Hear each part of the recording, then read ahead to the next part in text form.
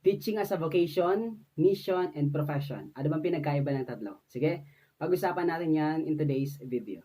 First, vocation. Okay, ganito Vocation comes from a Latin word vocare, which means to call, tawag. O question, kung call, merong caller, yes or no? Yes.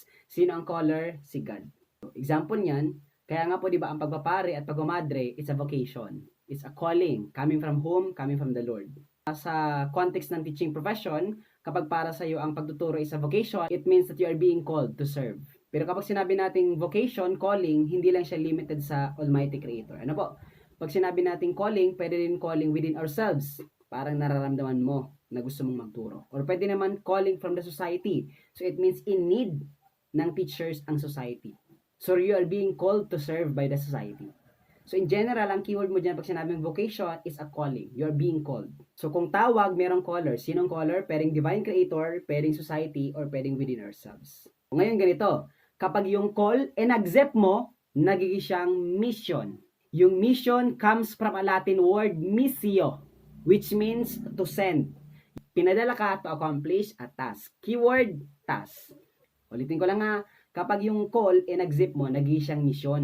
Ano po? Bibigyan ka ng mission. Pag sinabing mission, comes our Latin word missio, which means to send. O, pinadala ka to accomplish a task. Ang pinaka-keyword mo sa mission ay task. Ano po? So, ibig sabihin, kapag para sa iyo, ang pagtuturo is a task that you have to accomplish, ibig sabihin, teaching for you is a mission that you have to accomplish in this world. Example yan, kaya nga diba kapag nasa skwelan tayo, ang mga teachers, iba't iba yan ng task. Tama? Merong teacher dyan na magaling sa design, sa stage design. Pero hindi lahat magaling sa stage design. Hindi lahat magaling sa aesthetic. Ano?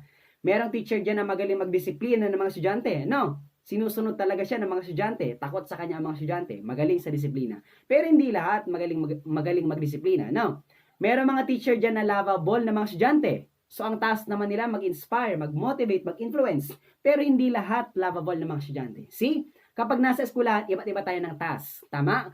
Pero we are working together kasi shared governance. We are working together kasi we have to empower the school culture and the school community.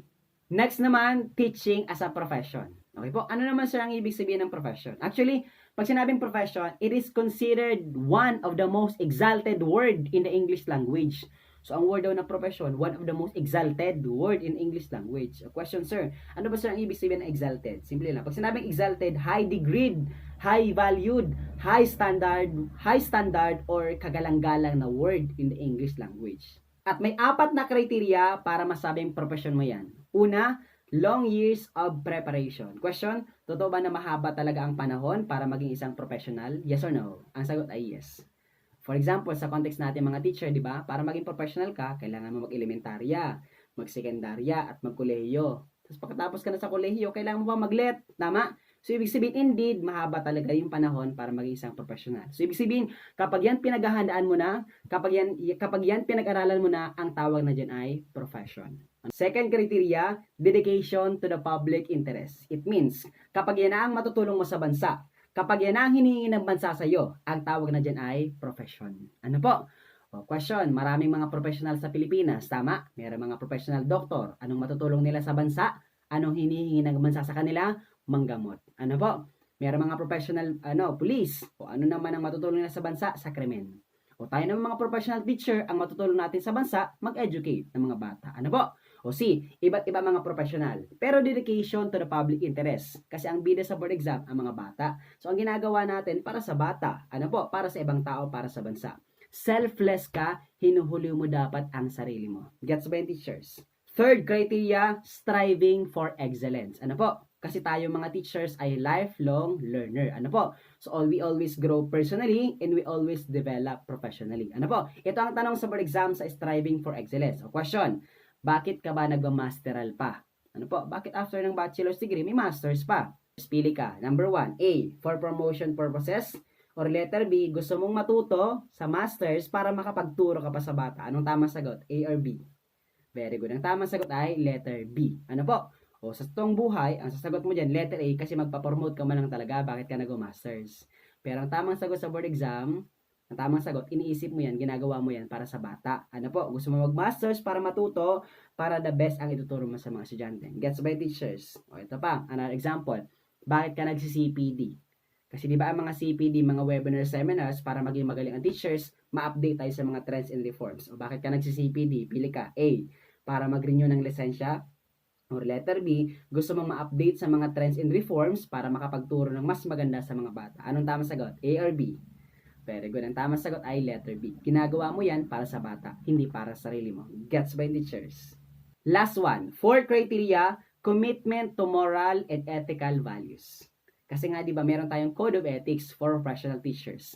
Kasi hindi ka basta-basta, kagalang-galang ka. So, dapat maayos ang galaw mo. Paano maging maayos? May mga sunod-sunod kang ethical consideration. Code of ethics.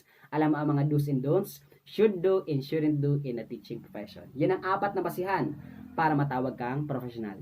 Okay, sige. I-drills lang natin yung 3. Ano po? Ulitin nga natin. Vocation comes from Latin word vocare, which means to call. O kung call, merong caller. Yes or no? Yes. Sino ang caller? Si God.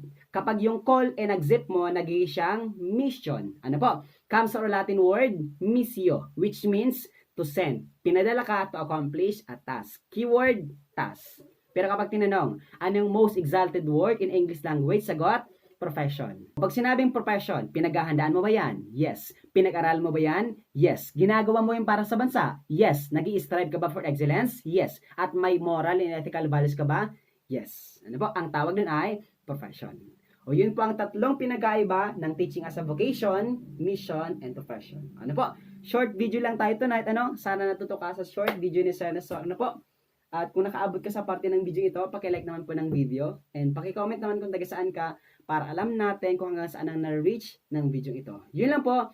Thank you very much everyone and God bless. Bye-bye!